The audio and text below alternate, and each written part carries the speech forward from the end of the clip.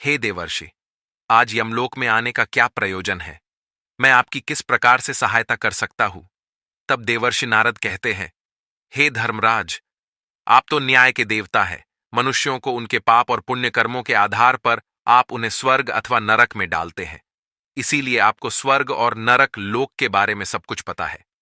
मैं यहां पर यह जानने के लिए आया हूं कि नरक की वह कौन सी नदी है जिसमें पापी और पुण्य आत्माएं एक साथ गिरती है। वह नदी कैसी है, उस नदी का क्या नाम है और मृत आत्माएं उस नदी को कैसे पार करती है? कृपया आप मुझे इन सभी के बारे में बताने की कृपा करें। फिर यमराज कहने लगते हैं, हे देवर्षि, यमलोक के मार्ग में जो नदी पड़ती है उसे वैतरणी कहा गया है। यह नदी अगाध, दुस्तर और देखने मात्र से ही पापी मनुष्य को महाभयभीत करने वाली है। इस नदी में मांस, रक्त, पीप आदि से युक्त जल बहता रहता है। मांस और कीचड़ से व्याप्त इस नदी से अत्यंत दुर्गंध आने लगती है, जिसे पार करना पापी मनुष्यों के लिए बहुत कठिन होता है।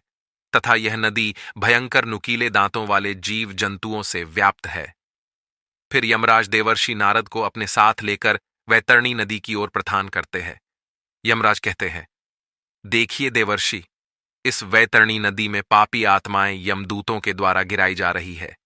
पापी मनुष्य इस नदी को देखकर भयभीत हो जाते हैं, थर थर कांपने लगते हैं। जब पापी मनुष्य नदी के तट पर आकर खड़ा हो जाता है तो उसे देखकर वह वैतरणी नदी खौलने लगती है, उसका पानी उबलने लगता है, जिसे देखकर पापी उस नदी में उतरने से डरने लगता है। तब मेरे दूत उस पापी को धक्के मारकर नदी में गिरा देते हैं। उस पापी के नदी में गिरते ही नदी के पात्र में नदी का जल तुरंत खौलने लगता है, जिससे उस पापी को असहनीय वेदना होने लगती है। उसका अंग अंग जलने लगता है, वह जोर जोर से चीखने चिल्लाने लगता है, किंतु किसी को भी उन पर दया नहीं आती। वैतरणी नदी का जल कीटाणुओं से तथा वज्र के समान सूंड वाले जानवरों से भी भरा हुआ रहता है। सूंस, घड़ियाल, वज्रदंत तथा अनेक हिंसक एवं मांस भक्षक जलचरों से वह महानदी भरी हुई है। यमराज कहते हैं, हे देवर्षि, पृथ्वी पर प्रलय के अंत में जैसे 12 सूर्य आकाश में एक साथ दिखाई पड़ते हैं, ठीक उसी प्रकार से नरक में भी 12 सूर्य आकाश से उस नदी को तपाते रहते हैं, जिससे नदी का पानी उबलने लगता है। उस महाभयंकर नदी में गिरने वाले पापी मनुष्य दर्द से चिल्लाते हुए करुण विलाप करने लगते हैं। उनके मुख से बार बार अपने परिवार के लोगों का नाम पुकारा जाता है, किंतु उनकी मदद के लिए वहां कोई नहीं आता है। दुष्ट और पापी लोगों की गति ऐसी ही होती है। वे सभी पापी मनुष्य वैतरणी नदी में इधर उधर भागने लगते हैं। ऊपर से तपते हुए 12 सूर्यों की गर्मी से वे जलने लगते हैं, तो फिर वे नदी में डुबकी लगाते हैं। लेकिन नदी का पानी भी उनके शरीर को शांति नहीं देता है। वे उस गर्म जल में भी तड़पते रहते हैं। इतनी पीड़ा सहन करके वे अपने पाप कर्मों को याद करके दुखी होने लगते हैं। हे देवर्षि, वैतरणी नदी चारों ओर से भयानक भूखे जानवरों से भरी हुई है। वे सभी नुकीले दांतों वाले जानवर नदी में गिरने वाले प्राणियों को काटते रहते हैं, उन्हें कच्चा चबाने लगते हैं। सभी पापी लोग उन भयानक जानवरों को देखकर इधर उधर भागने लगते हैं, लेकिन फिर भी वे खुद की रक्षा नहीं कर पाते। फिर देवर्षि कहते हैं, हे धर्मराज, फिर जो लोग पुण्यवान होते हैं वे इस नदी को किस प्रकार से पार करते हैं? यमराज कहते हैं, हे देवर्षि, पुण्य करने वाले मनुष्य को यह वैतरणी नदी सुख प्रदान करने वाली होती है। इस नदी में गिरने पर उन्हें परमानंद की प्राप्ति होती है। इस नदी में अत्यंत सुंदर सोने से बनी हुई नौकाएं हैं। उन नौकाओं में सवार मल्लाह उन नदी के तट पर आए हुए पुण्यवान मनुष्यों का स्वागत करते हैं और उन्हें प्रेम पूर्वक कहते हैं, हे महात्मा जन, आप इस नौका में सवार हो जाओ और सुखपूर्वक वैतरणी नदी को पार करो। जिसने पृथ्वी लोक पर पुण्य किए हुए होते हैं वही मनुष्य इन नौकाओं में बैठने के योग्य होता है। जो लोग पापी होते हैं उन्हें नदी के तट पर खड़े मेरे दूत धक्के मारकर नदी में गिरा देते हैं और नदी में मौजूद कौआ, बगुला, उलूक आदि पक्षी उस पापी के शरीर पर चोंच से प्रहार करने लगते हैं। पुण्यवान मनुष्यों को नदी का जल अत्यंत सुंदर और पवित्र दिखाई पड़ता है। उन्हें उस नौका में बैठने पर किसी प्रकार का कष्ट नहीं होता है और वे जल्दी ही उस महानदी को पार करके आगे चले जाते हैं। वे जब आगे इस नदी में चलने लगते हैं तो नदी में मौजूद हिंस्र पशु उन्हें किसी भी प्रकार का कष्ट नहीं देते हैं। वे शांति से उन भयानक जानवरों के बीच में से चलने लगते हैं। फिर देवर्षि यमराज से कहते हैं, हे धर्मराज, कौन से पाप करने पर मनुष्य को इस महाभयंकर नदी में गिराया जाता है?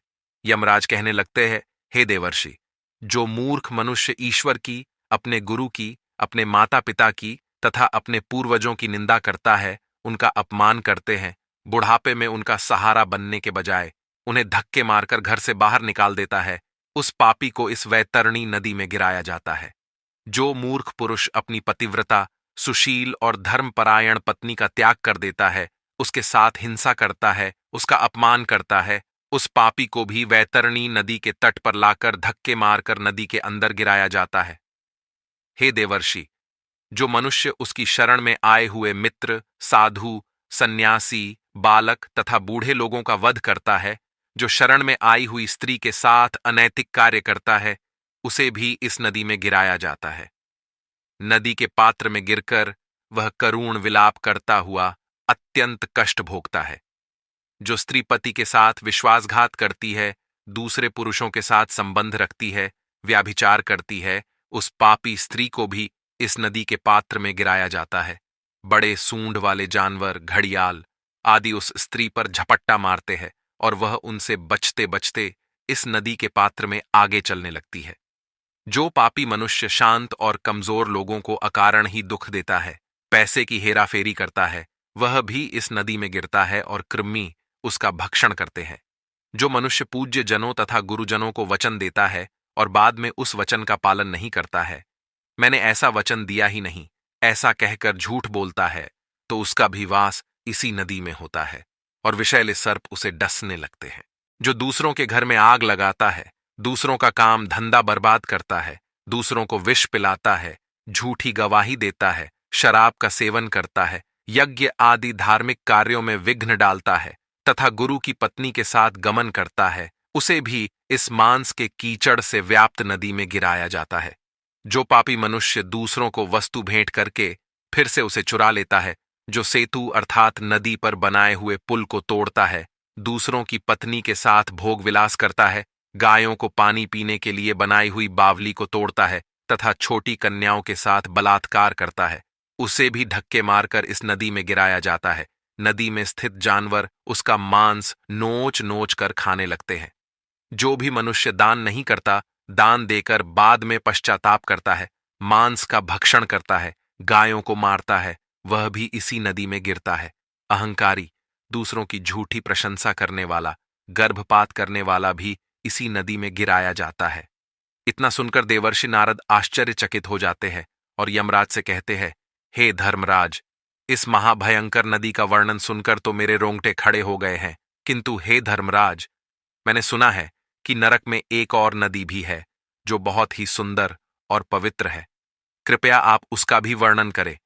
फिर धर्मराज कहते हैं, हे देवर्षि, इस वैतरणी नदी को पार करने के लिए मनुष्य को 17 दिन का समय लगता है और वह 18वें दिन मेरे नगर में पहुंचता है, जिसे यमपुरी कहा जाता है। इस नगर के पास पुष्पभद्रा नाम की नदी प्रवाहित होती है। अब मैं आपको इस नदी का वर्णन सुनाता हूं। पुष्पभद्रा नाम की जो नदी है, उसका जल अत्यंत शीतल और सौम्य होता है।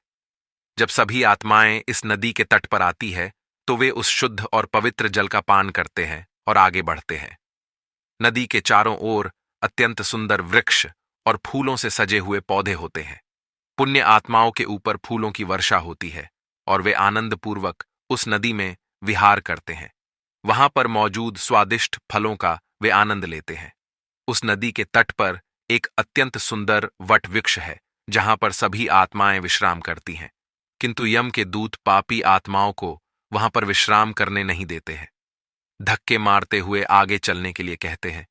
उस प्राणी के पुत्रों के द्वारा जो भी मासिक पिंडदान किया हुआ होता है, उसे वह इस स्थान पर प्राप्त होता है और वह उसे खाकर आगे बढ़ता है।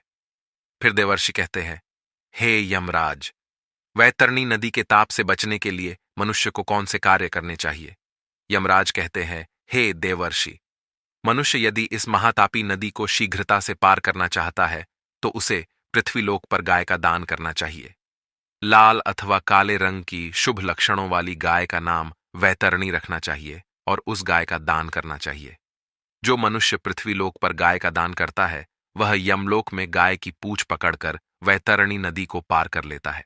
गाय का दान करते समय कहना चाहिए, हे द्विज श्रेष्ठ, महाभयंकर वैतरणी नदी के बारे में जानकर मैं उसको पार करने की अभिलाषा से यह वैतरणी नाम की गाय आपको दान में दे रहा हूं। फिर गाय की पूंछ को हाथ में लेकर इस प्रकार से बोलना चाहिए, धेनुके त्वम प्रतीक्षस्व यम द्वारे महाभय, उत्तारणाय देवेशी वैतरण्यय नमोस्तुते। इस प्रकार से मंत्र बोलकर गाय का दान करने से गौ माता प्रसन्न होती है और वह मनुष्य यमलोक में सद्गति को प्राप्त करता है। वह वैतरणी नदी को आसानी से पार कर लेता है। जो व्यक्ति इस पृथ्वी पर गाय का दान देता है वह अपने समस्त अभीष्ट को सिद्ध कर लेता है। सुकर्म के प्रभाव से प्राणी को ऐहिक और पारलौकिक सुख की प्राप्ति होती है। स्वस्थ जीवन में गोदान देने से 1000 गुना एवं रोगग्रस्त जीवन में 100 गुना लाभ निश्चित है। मरे हुए प्राणी के कल्याणार्थ जितना दान दिया जाता है उतना ही उसका पुण्य है। अतः मनुष्य को अपने हाथ से ही दान देना चाहिए। मृत्यु होने के बाद कौन किसके लिए दान देगा? दान धर्म से रहित कृपणतापूर्वक जीवन जीने से क्या लाभ? इस नश्वर शरीर से स्थिर कर्म करना चाहिए। आत्मा अतिथि है और वह एक न एक दिन इस शरीर का त्याग करके चली जाएगी। इसीलिए बिना लोभ किए मनुष्य को दान अवश्य करना चाहिए। इस प्रकार से यमराज ने देवर्षि नारद को यमलोक की वैतरणी और पुष्पभद्रा नदी का वर्णन किया है। उम्मीद है आपको यह जानकारी अच्छी लगी होगी। वीडियो को लाइक जरूर करें और कमेंट में जय श्री कृष्ण अवश्य लिखें। साथ ही चैनल को सब्सक्राइब करें।